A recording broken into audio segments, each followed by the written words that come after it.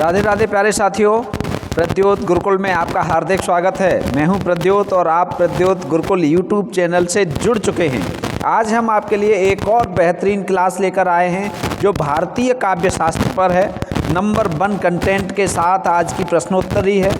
चलिए तो आज की प्रश्नोत्तरी शुरू करते हैं बिना किसी देर के। TGT, PGT, assistant professor, net, JRF एवं इन अन्य सभी हिंदी साहित्य की परीक्षाओं के लिए ये बेहद खास, हिंदी भाषा व्याकरण की परीक्षाओं के लिए भी ये बेहद खास क्लास होने वाली है। तो सभी साथी शीघ्रता से जुड़ जाइए और आज की ये शानदार क्लास आपकी परीक्षा के लिए रामबाण साबित होगी। चलिए तो शुरुआत करते हैं बेहतरीन कंटेंट वाली इस क्लास की। पहला प्रश्न है, कौन सा भिन्न है? कौन सा भिन्न है? रस दिए हैं श्रृंगार, रौद्र, वीर और हास्य। अब केवल रस की दृष्टि से देखोगे तो सब रस हैं, लेकिन अब हमें इनमें से यहाँ तर्क लगानी है कि कौन सा अन्य से भिन्न है। तो यहाँ हमें ये देखना चाहिए कि किस आधार पर भिन्नता हो सकती है।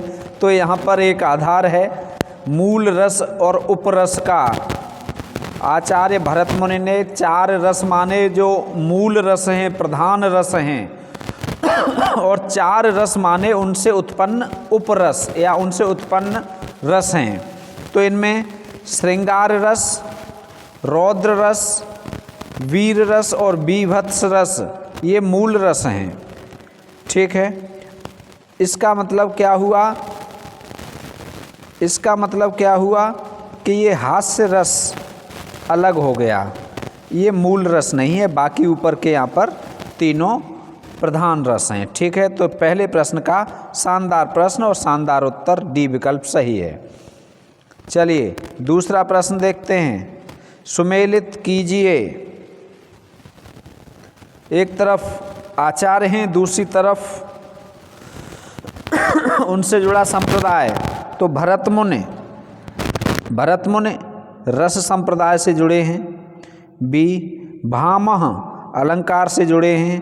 पहला, वामन रीत से जुड़े हैं। चौथा, कुंतक वक्रोक्त से जुड़े हैं। अब ये हो गया अ का दूसरा, ब का पहला, श का चौथा और द का तीसरा। कौन सा सही होगा इनमें से? तो ये ए विकल्प सही है, इसका भी ए विकल्प सही है। ठीक है, ये संप्रदाय के साथ आचार्यों का मेल हो गया। चलिए अगला प्रश्न देखते हैं। तीसरा प्रश्न एकदम शानदार प्रश्नोत्तरी है। नरत्वं दुर्लभम लोके विद्या तत्र सुदुर्लभा, कवित्वं दुर्लभम तत्र शक्तिस्तत्र सुदुर्लभा। उपर्युक्त काव्य हेतु किसके अनुसार है? नर होना ही दुर्लभ है इस संसार में, और यदि नर हो जाए मनुष्य तो फिर उसे विद्या नहीं मिलती, विद्या प्राप्त करना दुर्लभ है। और यदि विद्या भी मिल जाए तो फिर कविता करना और ज़्यादा दुर्लभ है। ठीक है, और शक्तिस्तत्र दुर्लभा, और उसमें भी शक्ति का हो जाना और ज़्यादा दुर्लभ है। तो ये काव्य हेतु किसके अनुसार है?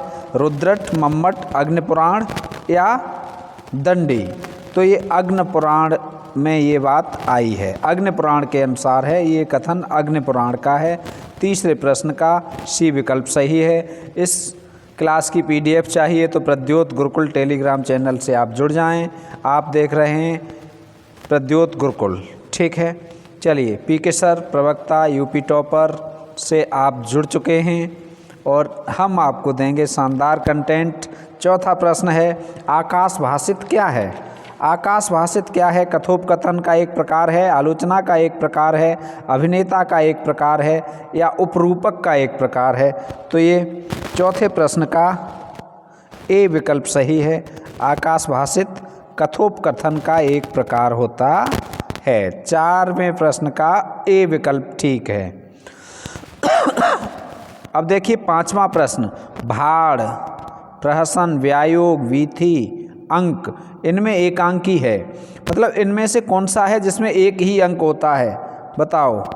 तो अंक, भाड़ और प्रहसन, वीथी, व्यायोग, भाड़ और प्रहसन या सभी? तो 5वें प्रश्न का डी विकल्प सही है। भाड़ भी 1 अंक का होता है। प्रहसन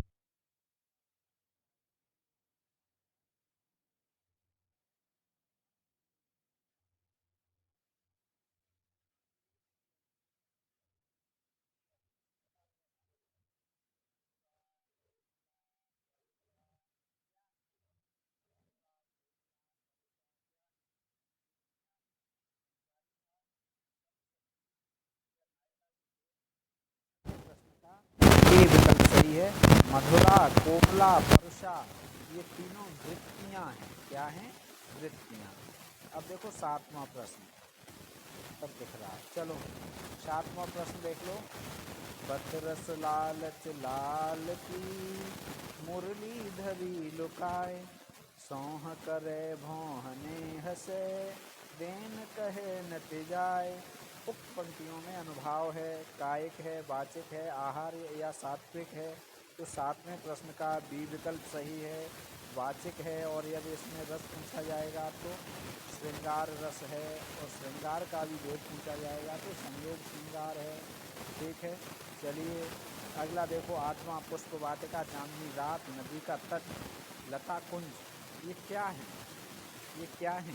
श्रृंगार रस के आलंबन विभाव हैं, श्रृंगार रस के उद्दीपन विभाव हैं, शांत रस का उद्दीपन विभाव है, या भयानक रस का उद्दीपन विभाव है। तो 8वें प्रश्न में भयानक है नहीं, शांत है नहीं, अब श्रृंगार है। तो श्रृंगार का आलंबन है या उद्दीपन है? तो 8वें प्रश्न का बी विकल्प सही है, श्रृंगार रस का उद्दीपन है। श्रृंगार रस को बढ़ाते हैं। पुष्प वाटिका हो, प्रेमी प्रेमिका मिल जाए तो श्रृंगार रस बढ़ेगा, रत बढ़ेगी, प्रेम बढ़ेगा। चांदनी रात हो, प्रेमी प्रेमिका हो तो रत या प्रेम बढ़ेगा। नदी के तट पर भी क्या होता है? उद्दीपन होता है। लता कुंज हो, वहाँ भी नायक नायिका के होने पर उद्दीपन होता है। श्रृंगार रस का उद्दीपन भाव है। ठीक है। अगला 9वां, यद्यपि दोष बिन गुण सहित, अलंकार सो लीन, और कविता बनिता छवि नहीं, रस बिन तदपि प्रवीण। उक्त पंक्तियों में किस कवि आचार्य ने केशव की भाषा में केशव को जवाब दिया है? 9वें प्रश्न का केशव की भाषा में केशव को जवाब देने वाले आचार्य भिखारीदास, चिंतामणि, श्रीपति या मद्राम। तो 9वें प्रश्न का सी विकल्प सही है। उक्त कथन केशव के संबंध में केशव को जवाब दिया है श्रीपति ने। ठीक है, 9 का सी। अब देखो 10वां, रमणीय, अनुभूति, उक्त वैचित्र्य और छंद, इन तीनों को समन्वित रूप में कविता कहा जाता है। उक्त कथन किसका है? डॉक्टर नगेंद्र, डॉक्टर बच्चन सिंह, महावीर प्रसाद द्विवेदी या शुक्ल जी। तो 10वें प्रश्न का ए विकल्प सही है, डॉक्टर नगेंद्र। आचार्य मम्मट ने काव्य के कितने प्रयोजन स्वीकार किए हैं? तो 11वें प्रश्न का सी विकल्प सही है, 6 प्रयोजन स्वीकार किए हैं आचार्य मम्मट ने। अगला देखो 12वां, असंगत है। भारतीय काव्य शास्त्र के सिद्धांत कृष्णदेव झारी ने लिखा है। रस सिद्धांत डॉक्टर नगेंद्र ने लिखा है। नया साहित्य, नए प्रश्न नंद दुलारे वाजपेयी ने लिखा है। काव्य के रूप श्याम सुंदर दास ने लिखा है। तो डी विकल्प, ये श्याम सुंदर दास ने नहीं लिखा है, ये असंगत है, बाकी तीनों संगत हैं। काव्य के रूप किसने लिखा है? कमेंट करके जरूर बताइएगा। अगला है 13वां प्रश्न, पुरुषार्थ की दृष्टि से भरत मुनि ने श्रृंगार रस के कितने भेद बताए हैं? श्रृंगार रस के पुरुषार्थ की दृष्टि से बताए जा रहे हैं, कंफ्यूज मत हो जाना। ठीक है, आप कर दो कि संयोग श्रृंगार वियोग श्रृंगार 2 हो जाएगा, नहीं, 3 भेद बताए हैं। पुरुषार्थ की दृष्टि से श्रृंगार रस के कितने भेद हैं? 3 भेद हैं।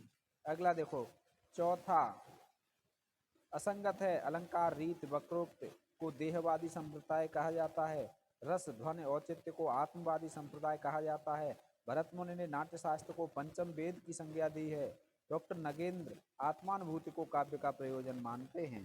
तो 14वें प्रश्न का डी विकल्प सही है।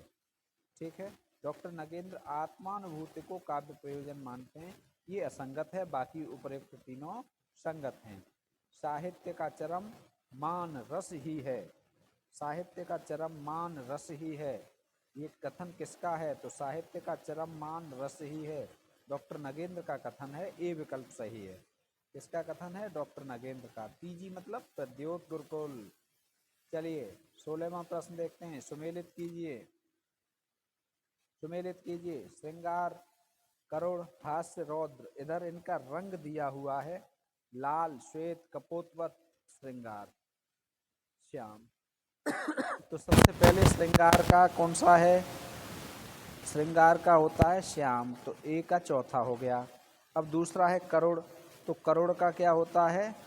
कपोत, तीसरा हो गया। हास्य का क्या होता है? हास्य का होता है श्वेत, तो श्वेत ये हो गया। ओ सॉरी, हास्य का श्वेत ये हो गया और रौद्र का लाल हो गया। ठीक है, अर्थात इसमें सही हो जाएगा 16वें प्रश्न का सी विकल्प सही हो जाएगा। कौन सा सही हो जाएगा? सी विकल्प सही हो जाएगा। मैच कर दीजिए। 17वां, रीत के आधार तत्व। रीत के आधारभूत तत्व के रूप में वामन का कैसा दृष्टिकोण है? ये असिस्टेंट प्रोफेसर में आया था। ठीक है, तो विशुद्ध सौंदर्यवादी है। कैसा है? विशुद्ध सौंदर्यवादी। 51 विज्ञापन संख्या पिछली परीक्षा में आया था ये। अगला है अधोलिखित पंक्तियों में शब्द शक्ति है। शब्द शक्ति पूछी जा रही है। इन पंक्तियों में कौन सी शब्द शक्ति है? आए जोग सिखावन पांडे, परमारथी पुराणन लादे, ज्यों बंजारे टांडे। तो 18वें प्रश्न का ए विकल्प सही है, व्यंजना शब्द शक्ति है। अगला देखो 19वां, निम्नलिखित काव्यांश में विरह की किस दशा का वर्णन हुआ है? विरह की दशा पूछी जा रही है। यह तन जारों छार के, कहों के पवन उड़ाओ, मकुते मारग उड़ परे, कंत धरे जहाँ पाऊँ।